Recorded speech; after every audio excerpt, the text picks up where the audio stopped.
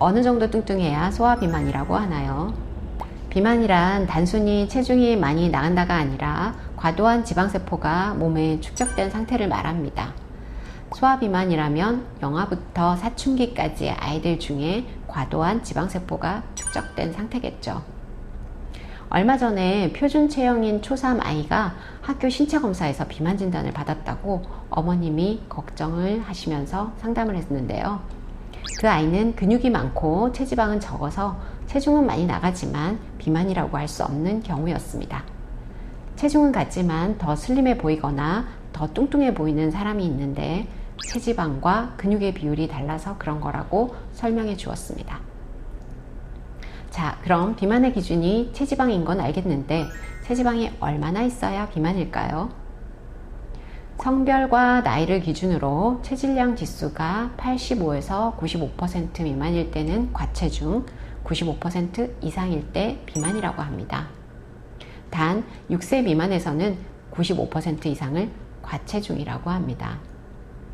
체질량 지수는 킬로그램 체중을 미터 단위 키 제곱으로 나누기 하면 됩니다. 그리고 연령별 체질량 지수에 대한 표도 첨부해 드릴 테니 참고하고 체크해 보시기 바랍니다. 또 체질량 지수 외에 소화비만도라고 해서 실제 체중에서 신장별 표준 체중을 빼고 신장별 표준 체중으로 나누고 곱하기 100을 하는 공식도 있습니다. 과체중은 10에서 19%, 경도 비만은 20에서 29%, 중등도 비만은 30에서 49%, 고도 비만은 50% 이상으로 판단합니다. 신장별 표준 체중에 대한 표도 첨부해 드릴 테니 우리 아이의 비만도 계산을 해보시면 좋겠습니다. 소화비만도 유전인가요?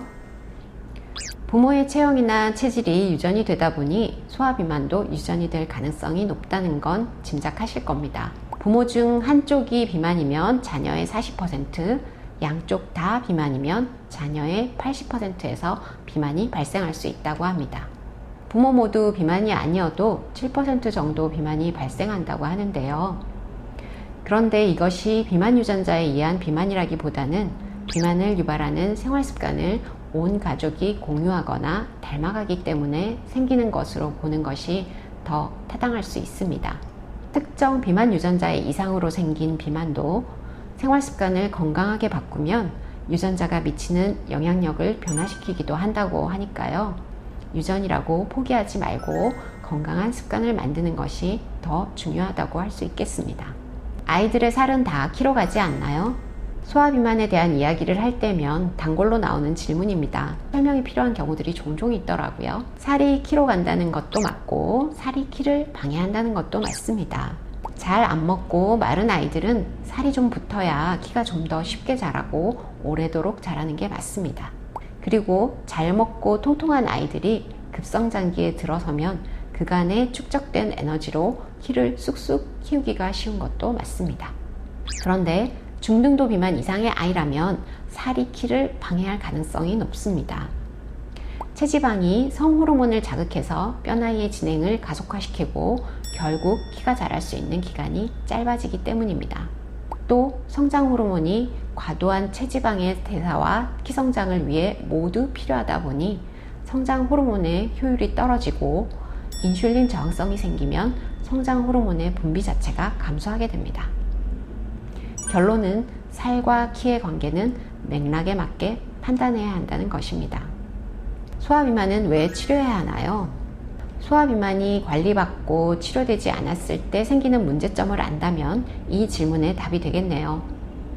그럼 소화비만의 문제점을 살펴보겠습니다. 소화비만의 80%가 성인 비만으로 이행될 수 있습니다.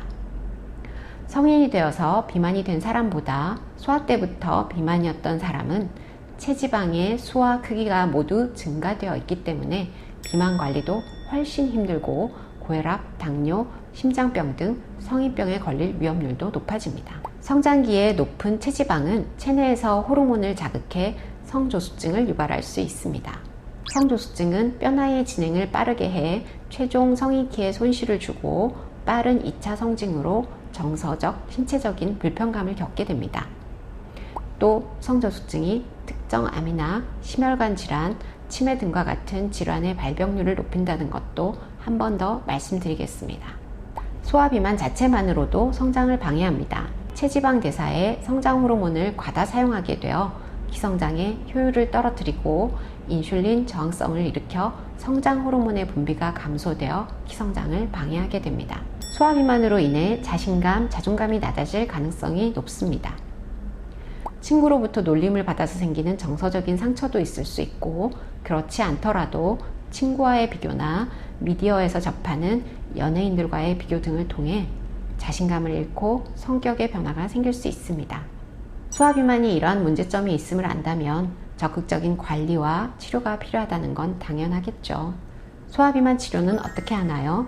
소화비만은 성인 비만보다 더 심각하고 최대한 빠르게 관리하고 치료해야 하는 질환이지만 관리와 치료가 어려운 게 사실입니다.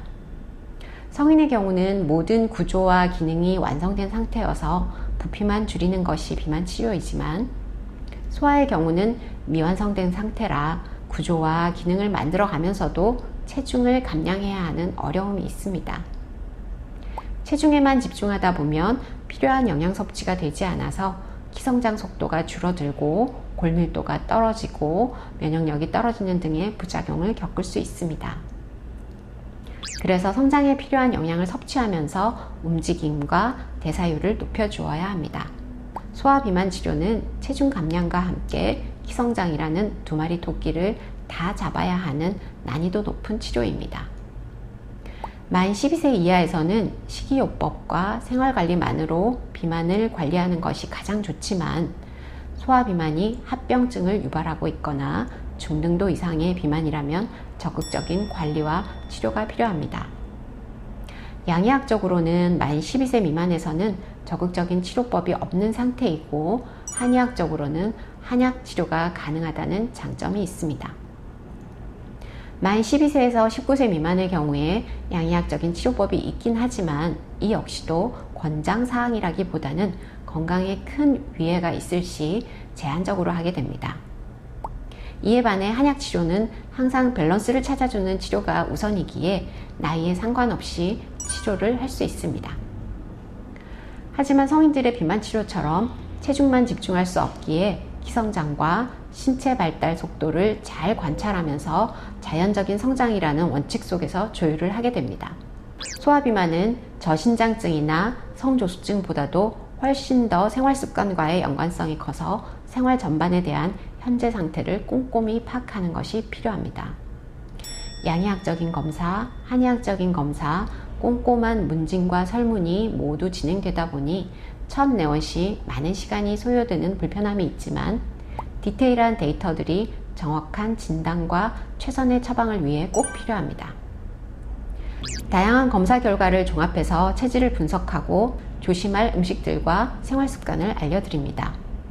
다양한 기기나 매체를 통해 아이들과 부모님들과 소통하고 관리하는 것이 치료율을 높이는 데 주요합니다. 자연 성장을 원하고 건강에 대한 부작용을 우려하시는 분들이라면 한의학적인 소화비만 치료와 관리를 받으실 것을 권장합니다. 이 시간에 알아본 소화비만에 대한 정보들이 우리 아이들의 건강한 성장에 도움이 되길 바랍니다. 경청해 주셔서 감사합니다.